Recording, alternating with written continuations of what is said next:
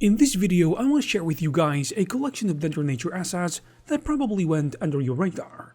And this covers all types of projects, from indoor to outdoors, to islands, deserts, jungles, you name it. Without further ado, let's jump right into it. I'm going to start with Indoorscapes, which is all about photorealistic houseplants, as you can see. Things like potted palms, ferns, monstera, etc. And the great thing is that it comes with 24 plant species and 183 models in total. Each come with scanned 4K PBR textures, and the good thing too is that the assets are ready for Cycles and Eevee, and even look Score and Octane render engines straight out of the box, so you will get high quality leafy detail without extra setup. And as you can see, it is a huge library of indoor plants with vases, benches and pots included, and you can drag and drop in your scene. These are mostly static models, optimized and UV unwrapped for realistic indoor renders, and there aren't any special wind or animation features here because it is focused on the still plants, but you still get a full catalog of lush greenery for interiors. Next we're gonna talk about Treecapes, which is a 3D animated forest toolkit. It includes 17 broadleaf tree species, each with up to 9 variations.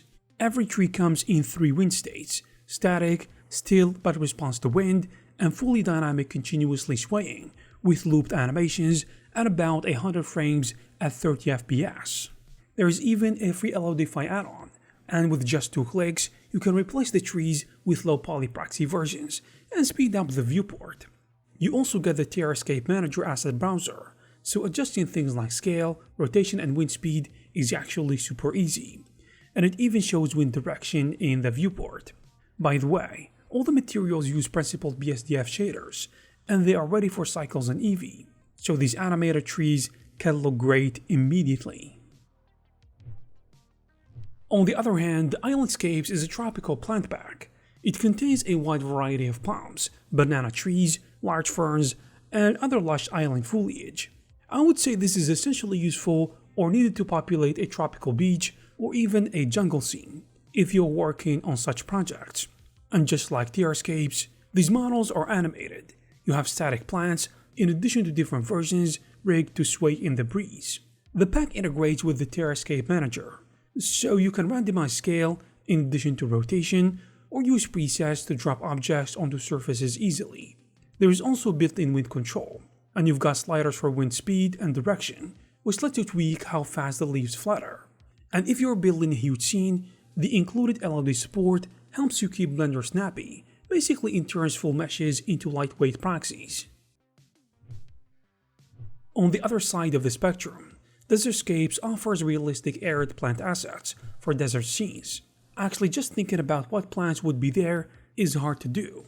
So the library provides 26 animated desert species, like cacti, succulents, palms, etc., with up to 8 variations each, which is more than enough in my book. And each plant comes as both a static model and a dynamic version too.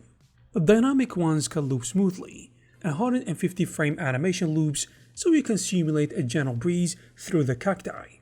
There is also a special geoscatter pack, which comes with 22 custom desert composition presets for quick ground cover. And similar to the other packs, Desertscapes works with Terrascape's LODify tool. As you can expect, the default shaders are all principled BSDFs, set up for Cycles and Eevee, so the plants can look great out of the box. So in total you've got dozens of desert plant models, wind animations, LOD support, and even scatter-friendly biomes, which can help you paint sandy landscapes.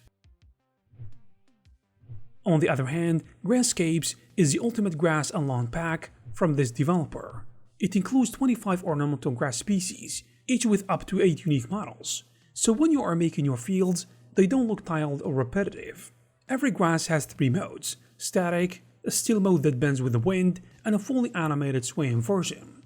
And the pack even comes with a geoscatter compatible subpack, which is also around 25 ready-made grass compositions for instant scattering and fully supports LODs. So in practice, this means you can paint realistic grassy landscapes by mixing species, adjusting wind, and dropping proxies without rewriting any materials. And you can think of Verticalscapes as a complete green wall kit. I mean, it features 39 plant groups, like ferns, ivies, palms, etc. And each one comes with 5+ variations, so you can design unlimited vertical gardens.